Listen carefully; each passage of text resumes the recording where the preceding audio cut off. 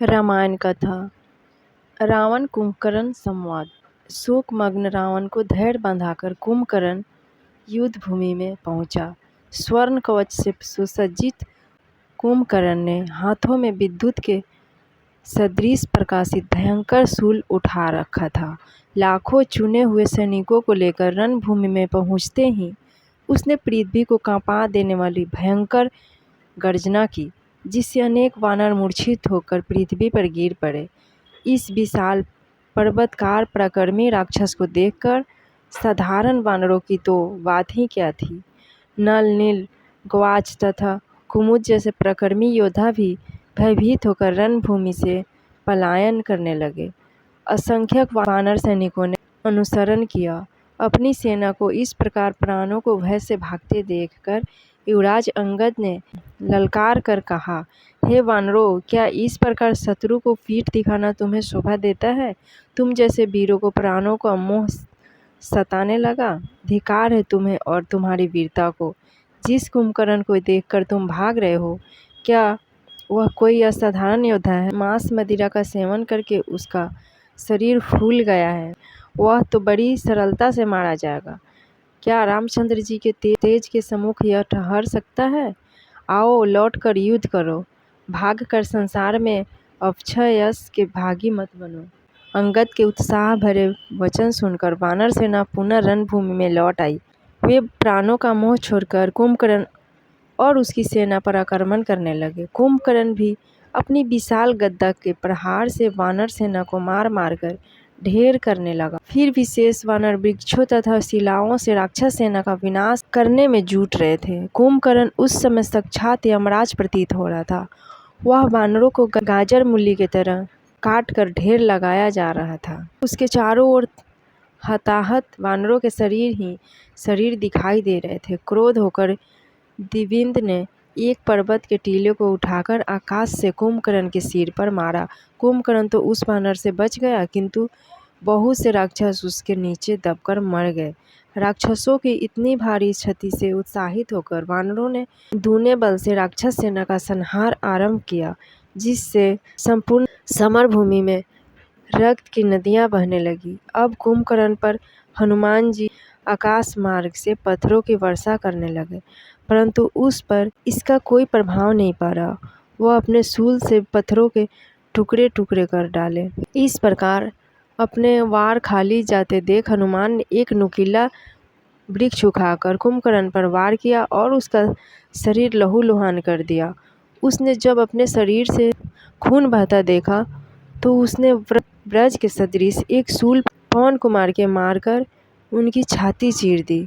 उसकी पीड़ा से व्याकुल हो गए, उनके मुख से रक्त बहने लगा। हनुमान जी की यह दशा देखकर राक्षस सेना ने जयनाद किया और वे तीव्र वेग से मार काट मचाने लगे।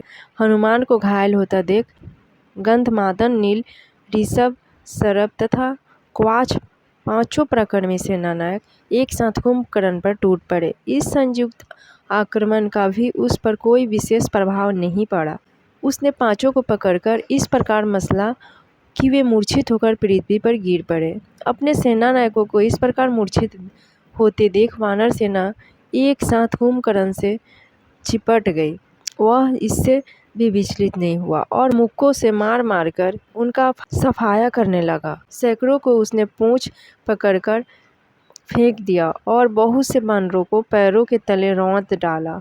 जब उसके सम्मुख हनुमान, अंगद, नील, दिविद, सुग्रीव जैसे वीर भी न ठहर सके और वानरों का अद्भुत विनाश होने लगा, तो सेना में भगदड़ मच गई। उन्होंने रामचंद्र जी के पास जाकर गुहार की, हे रघुवीर, कुंभकर्ण ने हमारी सेना को तहस नहस कर दिया है। हमारे बड़े बड़े सेनापति घायल हो गए हैं। वह यमराज की भांति हमारी सेना का घोर विनाश कर रहा है। ऐसा प्रतीत होता है कि वह हमारी संपूर्ण सेना को नष्ट कर डालेगा। इसलिए हम आपकी शरण में आए हैं। अब आप भी कुछ कीजिए, अन्यथा आज हमारी सेना का नामो निशान नहीं बचेगा। अपनी सेना की दुर्दशा का वृतांत सुनाकर लक्ष्मण का मुख क्रोध से रक्तवर्ण हो गया। वे राम की अनुमति लेकर कुंभकर्ण से युद्ध करने के लिए चले। उनके पीछे पीछे वानर सेनापति भी जय घोष करते हुए चले। अपने सम्मुख लक्ष्मण को देखकर कुंभकर्ण ने हर्षनाद करते हुए कहा, लक्ष्मण, मुझसे युद्ध करने का तुम्हारा साहस देखकर मैं प्रसन्न हुआ। तुम अभी बालक हो और मैं तुम्हारा वध नहीं करना चाहता। तुम लौट जाओ और राम को भेजो, मैं उसका ही वध करूँगा। कुंभकर्ण उस ओर दौड़ा जहाँ राम खड़े थे। कुंभकर्ण को अपनी ओर आते देख वे उस पर रौद्र अस्त्रों से प्रहार करने लगे। जब इन अस्त्रों का उस पर कोई प्रभाव न पड़ा तो उन्होंने मयूर पंख से सुसज्जित तीक्ष्ण बाण छोड़कर उसकी छाती फाड़ दी। इसकी पीड़ा से वह व्याकुल हो गया।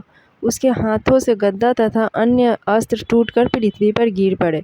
जब रामचंद्र जी के आगे उसकी एक न चली तो वह खिसियाकर मुक्कों, लातों और थप्पड़ों से वानरों को मारने लगा। इस पर श्री राम ने उसे फिर ललकारा और तीक्ष्ण बाणों से उसके शरीर को छलनी कर दिया।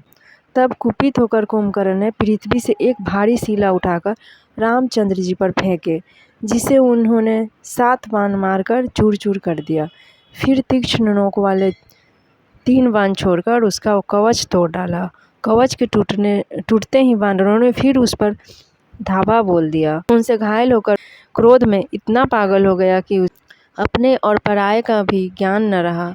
उसने वानरों और राक्षसों सभी को मारना काटना आरंभ कर दिया। कुंभकर्ण की यह दशा देखकर राम ने उसे फिर ललकार कर कहा, अरे राक्षस, उन सैनिकों से क्या उलझ रहा है? इधर आकर मुझसे युद्ध कर। राम की ललकार सुनते ही कुंभकर्ण सामने आकर बोला, हे राम, बहुत समय से मैं तुम्हारा वध करना चाहता हूँ। आज सौभाग्य से तुम मेरे सम्मुख आ गए हो। मैं खर दूषण विराट का बंधन नहीं हूँ। मैं कुंभकर्ण हूँ। मुझे अपने बल का परिचय दो। कुंभकर्ण की ललकार सुनकर रामचंद्र जी ने अनेक अग्निबाण एक साथ छोड़े, परंतु उन्हें कुंभकर्ण ने मार्ग में ही नष्ट कर दिया। इस पर उन्होंने वाव्य बाण छोड़कर उसकी एक भुजा काट डाली। भुजा कटने पर क्रोध और पीड़ा से गरजता हुआ भी वह वानरों का संहार करने लगा। इस भीषण मारकाट से भयभीत होकर वानर त्राहिम त्राहिम कहते हुए रामचंद्र जी के पीछे जाकर खड़े हो गए। तब रामचंद्र जी ने एक यंत्र नामक बाण से उसकी दूसरी भुजा भी काट डाली। फिर उन्होंने अर्धचंद्राकार बाणों से उसके दोनों पैर काट डाले। इससे वह भयंकर शब्द करता हुआ पृथ्वी पर गिर पड़ा। तब उन्होंने इंद्र द्वारा दिया हुआ सूर्य की किरण भांति ज्वालायमान ब्रह्मांड नामक बाण छोड़ा, जो कुंडलों से युक्त कुंभकर्ण के मस्तक को काटकर आकाश में उड़ा और फिर उसे पृथ्वी पर गिरा दिया। कुंभकर्ण के मरते ही वानर सेना में हर्ष की लहर दौड़ गई। उनके जयनाथ के सम्मुख लंकापुरी को थरा दिया। कुंभकर्ण के मरने के पश्चात राक्षसों ने रावण को जाकर दुखद घटना सुनाया। कुंभकर्ण की मृत्यु का समाचार सुनकर रावण मूर्छित होकर पृथ्वी पर गिर पड़ा। नरानंत, देवानंत, त्रिशिरा आदि राक्षस भी उनके चाचा की मृत्यु का समाचार सुनकर रोने लगी। जब रावण की मूर्छा भंग हुआ तो वह विलाप करके रोने लगा, आज मैं भाई को खोकर बिल्कुल असहाय हो गया। जिस कुंभकर्ण के नाम से देव दानव थड़ाते रहते थे, वह वीर आज मनुष्य और वानरों के हाथों मारा गया। तुम्हारे बिना आज यह राज मेरे किस काम का? तुमने ठीक ही कहा था कि मैंने विभीषण की बात न मानकर भूल की थी। हे कुंभकर्ण, तुम मुझे अकेला क्यों छोड़ गए? बिना भाई के यह जीवन भी कोई जीवन है? मैं तुम्हारे बिना अब किसके भरोसे जीतूंगा और जीऊँगा? इस प्रकार विलाप करते हुए वह फिर मूर्छित हो गया। जब रावण को फिर सुधि आई तो त्रिशिरा ने उसे धैर्य बंधाते हुए कहा, पिताजी, चाचा जी के मरने का आप इतना शोक क्यों करते हैं? उन्होंने तो शत्रु के छक्के छुड़ाने के पश्चात ही वीरगति की प्राप्त की है। अभी आपको निराश होने की कोई आवश्यकता नहीं है। आपके पास तो ब्रह्मा की दी हुई शक्ति है, उसी से आप सेना सहित राम को नाश कीजिए। हम सब भी आपके साथ चलेंगे। आप अभी शोकाकुल हैं, विश्राम कीजिए, हमें रणभूमि में जाने की अनुमति दीजिए। त्रिशिरा के इन वचनों को सुनकर रावण को कुछ धैर्य बंधाया और उसने अपने पुत्रों को युद्ध में जाने की अनुमति दे दी। फ्रेंड्स, मेरे वीडियो को लाइक, शेयर एंड चैनल को सब्सक्राइब जरूर